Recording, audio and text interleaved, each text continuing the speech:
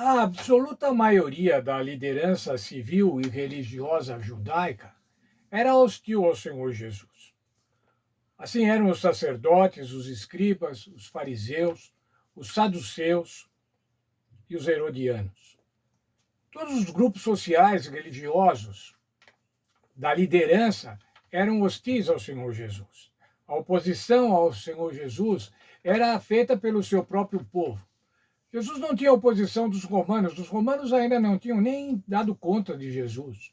Mas os patrícios, aqueles do povo de Deus, esses daí perseguiam a Jesus, eram hostis a Jesus, se opunham ao Senhor Jesus. Na verdade, como vimos em diversos trechos, diversos versos da Bíblia, eles tinham a intenção de matá-lo, acabar com o Senhor Jesus.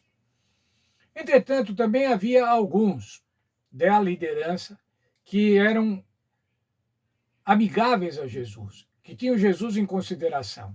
Alguns que esperavam o Messias. Vamos ver o encontro de um desses com Jesus. Um escriba amigável. Marcos 12, capítulos 28 até 34. Vamos ver. Chegando um dos escribas, tendo ouvido a discussão entre eles, era aquela discussão que nós vimos ontem sobre a ressurreição, vendo que Jesus lhes houvera respondido bem, perguntou-lhes: qual é o principal de todos os mandamentos? Veja, esse escriba estava observando as discussões de Jesus com os outros escribas e via o comportamento de Jesus e se agradava do comportamento de Jesus. E agora ele fez uma pergunta sincera. Ele queria saber o que Jesus pensava a respeito. Não era mais uma armadilha como a dos outros. Vou ler um parágrafo aqui da nossa lição. Até agora, no Evangelho de Marcos, a maioria dos líderes, com poucas exceções, era hostil a Jesus, especialmente em Jerusalém, onde ele confrontou a liderança a respeito da adoração no templo, que estava no centro do judaísmo. Assim, o fato de um escriba ouvir as disputas e apreciar as respostas de Jesus mostra sua honestidade e coragem diante da hostilidade prevalecente contra Jesus. Seria mais fácil observar de longe, mesmo para um simpatizante de Jesus. Mas aquele homem não fez isso. Ele foi procurar Jesus, fez uma pergunta sincera. Ele queria ouvir a resposta de Jesus. E Jesus respondeu, estou lendo o verso 29. O principal é: ouve, ó Israel, o Senhor é o nosso Deus, é o único Senhor. Amarás ao Senhor teu Deus de todo o teu coração e de toda a tua alma e de todo o teu entendimento e de toda a tua força. E o segundo mandamento é: amarás ao teu próximo como a ti mesmo. O Senhor Jesus estava respondendo a ele sobre qual era o maior mandamento, reproduzindo o chamar, que era a confissão de fé do judaísmo, o fundamento. O mais importante na religião hebraica era essa: o Senhor Deus é um único Deus. Não há outro mandamento maior do que esses.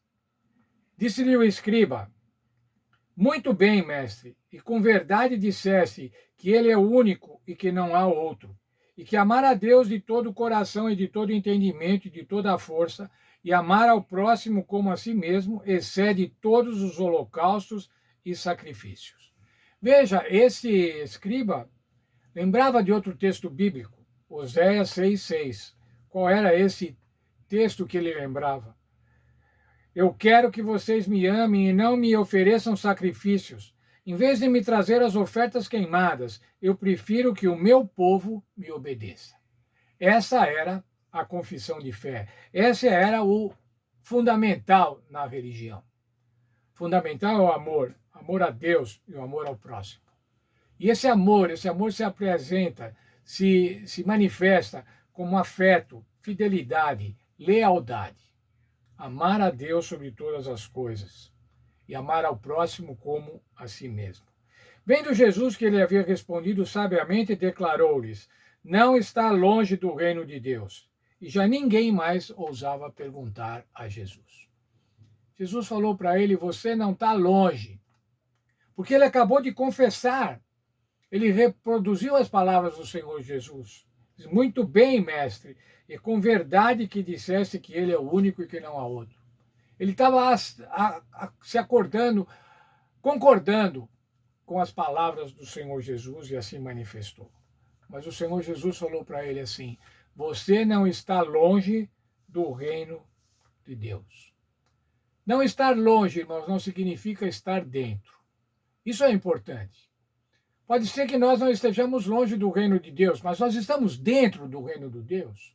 O que é preciso para estar dentro do reino de Deus? Para estar dentro do reino de Deus, irmãos, é preciso conhecer Jesus. Para estar dentro do reino de Deus, é preciso reconhecer o Senhor Jesus como nosso Salvador. Estar dentro do reino de Deus significa obedecê-lo e caminhar juntamente com ele. Nós estamos na igreja, irmãos, quem sabe muitos como eu, há muitos anos, há muitas décadas.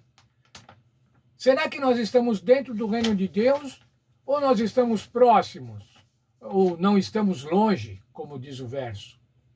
Que Deus esteja com cada um de nós e que a gente realmente esteja dentro do reino de Deus, aguardando a volta do Senhor Jesus, mas dentro do reino, não próximos, mas dentro do reino. Eu quero que eu esteja dentro do reino e que cada um de vocês esteja dentro do reino de Deus.